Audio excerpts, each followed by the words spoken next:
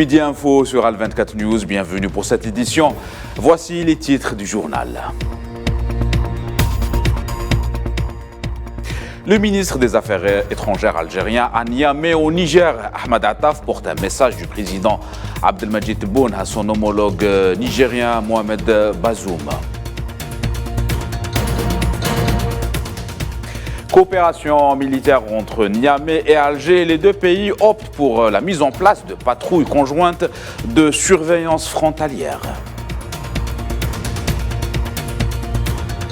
Situation toujours tendue au Soudan, en dépit du lancement d'une quatrième trêve. La capitale Khartoum ainsi que la région du Darfour ont connu de violents combats ces dernières heures. Après le Brésil, l'Argentine prend son chemin vers l'émancipation du dollar. Quelle serait l'alternative? Élément de réponse dans notre journal.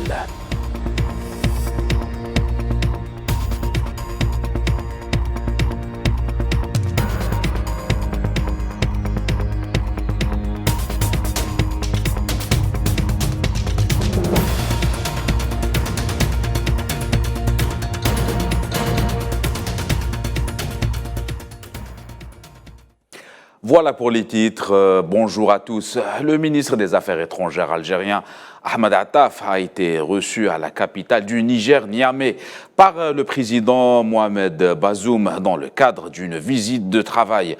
Ahmed Attaf a remis au président nigérien un message du président algérien Abdelmadjid Tebboune.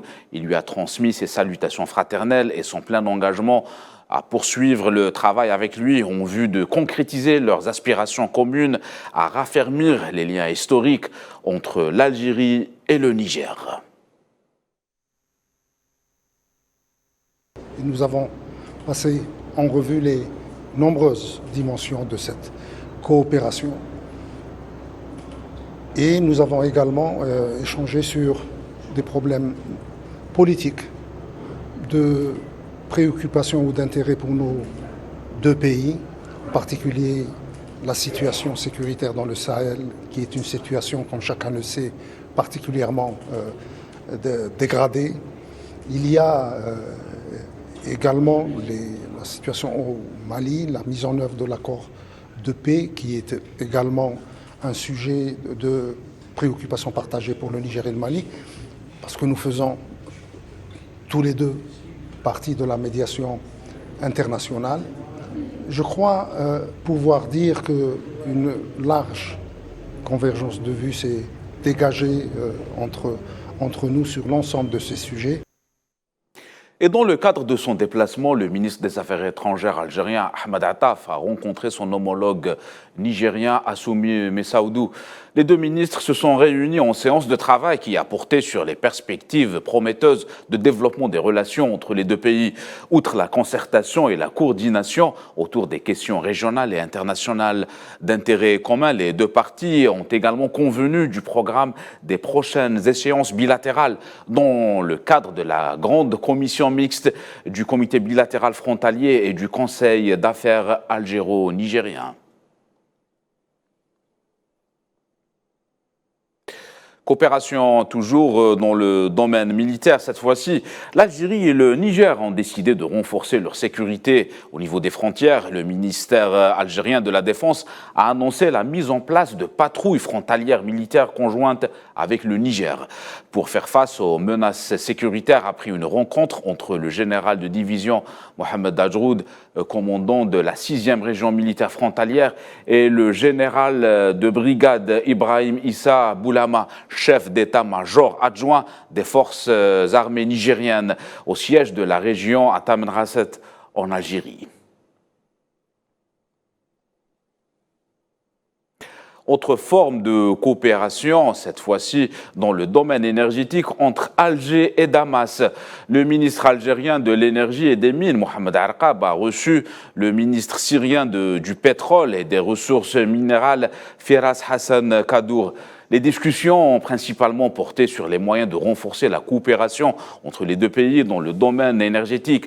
Les deux parties ont passé en revue les possibilités de coopération et d'investissement entre les entreprises algériennes et syriennes dans le secteur des hydrocarbures, ainsi que les voies et les moyens d'échanger les expériences entre Sonatrach et les compagnies syriennes dans ce secteur. Ils ont également évoqué les opportunités de coopération et d'investissement dans la production, le transport, ainsi que la distribution d'électricité.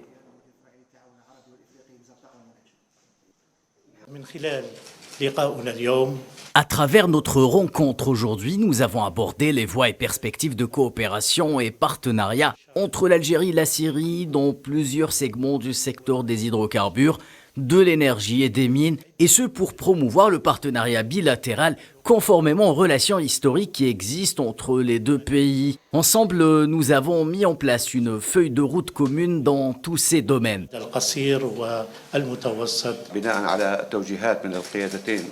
Sur la base des orientations politiques de la Syrie et de l'Algérie en ce qui concerne le renforcement de la coopération, notamment dans le secteur de l'énergie et du pétrole, notre coopération doit être à la hauteur des relations politiques des deux pays et aux aspirations des deux peuples. Les pays du BRICS apportent leur soutien à la solution des Nations Unies dans le dossier du Sahara occidental. Dans une déclaration, les députés et ministres des Affaires étrangères des États membres du BRICS, réunis en date du 23 avril à Cape Town, ont rendu publique une importante déclaration de 6 pages dans laquelle ils font état de leur soutien inconditionnel aux efforts et au mandat de la MINURSO pour l'organisation d'un référendum au Sahara occidental.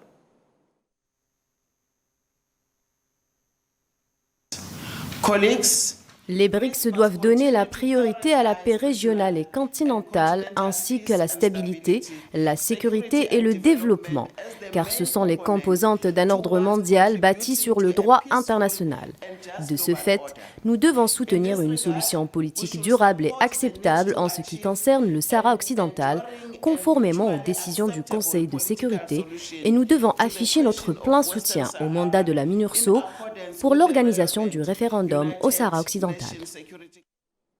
L'actualité, c'est aussi le conflit au Soudan. Après près de 15 jours de combat, la capitale Khartoum vit toujours sous les rythmes des bombardements et les affrontements entre l'armée soudanaise et les forces de soutien rapide. Dans l'ouest du pays, la région du Darfour a connu des scènes de destruction d'infrastructures et du pillage. Jusque-là, les combats ont fait plus de 500 morts et des milliers de blessés depuis le 15 avril dernier. Et au moment où la situation reste très tendue, marquée par de violents combats, les appels au cessez-le-feu et les tentatives de médiation internationale n'ont toujours pas porté leurs fruits, que ce soit sur le plan continental ou international. Le point sur la situation avec Khadija Hadaoui. Le conflit armé au Soudan tient en alerte le monde entier et l'escale des violences fait craindre le pire et les prémices d'une crise humanitaire majeure sont déjà visibles. Près de 2 semaines après le début des affrontements entre l'armée soudanaise et les forces de soutien rapide, l'OMS n'écarte pas les possibilités de la propagation d'épidémies en raison du manque de soins et d'accès à l'eau. Les humanitaires sur place lancent la sonnette d'alarme quant à la menace non seulement d'une crise migratoire, mais aussi d'une famine. D'ailleurs, le travail des ONG est de plus en plus difficile en raison de la fragilité des trêves, si ce n'est leur absence. La situation inquiète la communauté internationale, pour preuve le rapatriement tout azimut des ressortissants étrangers, puis encore les puissances étrangères, à l'instar de la France, des États-Unis d'Amérique ou encore du Canada, ont suspendu ou fermé leurs activités diplomatiques dans le pays. Un fait sans précédent dans les annales de la diplomatie mondiale. Même le conflit en Ukraine n'a pas suscité une telle réaction des chancelleries occidentales qui pourtant appellent de leur vœu les deux parties, à savoir l'armée soudanaise et les FSR à la table des négociations pour un retour au calme. Pour bon nombre d'observateurs, ces fermetures précipitées 10 jours à peine après le début du conflit sont un signe de stratégie d'enlisement programmée par certaines puissances, communément appelée la diplomatie du chaos. Le Soudan est un pays aux multiples frontières importants dont le maintien de stabilité régionale s'est vu à plusieurs reprises menacé et la marche vers son morcellement semble s'accélérer, souffrant d'enjeux géopolitiques internationaux cruciaux dans une Afrique plus que jamais au cœur de l'échiquier mondial. Actualité continentale toujours, une trentaine de morts et 12 blessés ont été déplorés au Burkina Faso dans une attaque terroriste à Ougarou, dans l'est du pays, selon un communiqué de l'armée burkinabé. La même source indiquait qu'une quarantaine de terroristes ont été neutralisés avant l'arrivée des renforts. Les autorités de Ouagadougou ont vivement condamné l'attaque et affirment suivre de très près l'évolution de l'enquête. Et puis ce drame, 55 personnes sur les 60 qui ont été à bord du bateau qui a chaviré mardi passé au large de la Libye ont trouvé la mort selon un rapport de l'Organisation internationale pour les migrations. 5 autres passagers ont été secourus par les gardes-côtes. Selon l'OIM, les migrants irréguliers ont embarqué sur le littoral ouest du pays pour prendre la route vers les côtes européennes.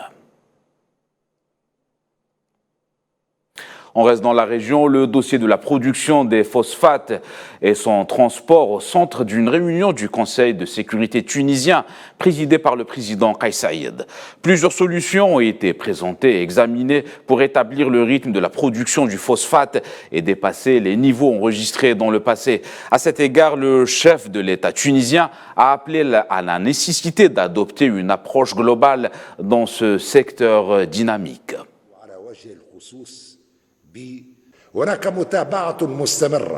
Il y a un suivi continu concernant l'extraction, le transport et le nettoyage du phosphate. Le phosphate peut représenter un apport considérable pour le budget de l'État. Alors pourquoi laisser cette matière sans exploitation ?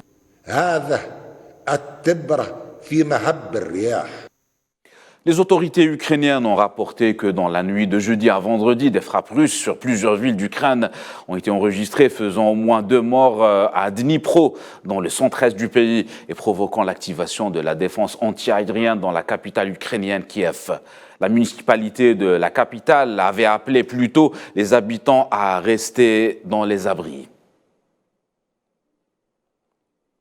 Nous vous le disons en titre, après le Brésil ou encore l'Arabie Saoudite, l'Argentine va désormais régler ses importations chinoises en yuan plutôt qu'en dollars américains. Une mesure qui s'inscrit dans un processus lent, mais de la fin de l'exorbitant du privilège du dollar. Les détails avec Safouane Ben Sabri. L'Argentine emboîte donc le pas à l'Arabie Saoudite et au Brésil qui procèdent d'ores et déjà à des échanges commerciaux avec la Chine libellés en yuan. L'Argentine paiera désormais ses importations chinoises en yuan. L'annonce a été faite par le ministre de l'économie argentin. Il sera désormais possible de programmer un volume d'importation en yuan d'une valeur équivalente à plus d'1 milliard de dollars à partir du mois prochain, ce qui remplacera l'utilisation des dollars. Impulsé par plusieurs pays parmi les BRICS, la Russie, la Chine et le Brésil, la volonté d'affranchissement de l'omniprésence du dollar s'étend désormais sur plusieurs continents. Le conflit en Ukraine a accéléré le cours des événements. En réaction à l'offensive russe, le camp occidental a sanctionné l'économie de la Russie. En riposte, Pékin et Moscou ont alors lancé une véritable fronde contre la monnaie américaine. L'Amérique latine, chasse gardée historique des États-Unis depuis la doctrine Monroe, voit ses 2 plus grandes économies favoriser le yuan au détriment du dollar, symbole de la domination économique et financière américaine. Le dollar représente pour l'heure la première monnaie d'échange mondiale avec une part de 42%. La dédollarisation du système économique international est un processus encore naissant, mais qui marque déjà les esprits par la rupture qu'il symbolise, celle de la fin de l'exorbitant privilège du dollar. C'est la fin de cette édition. L'actualité continue sur Al 24 News. Excellent après-midi à tous.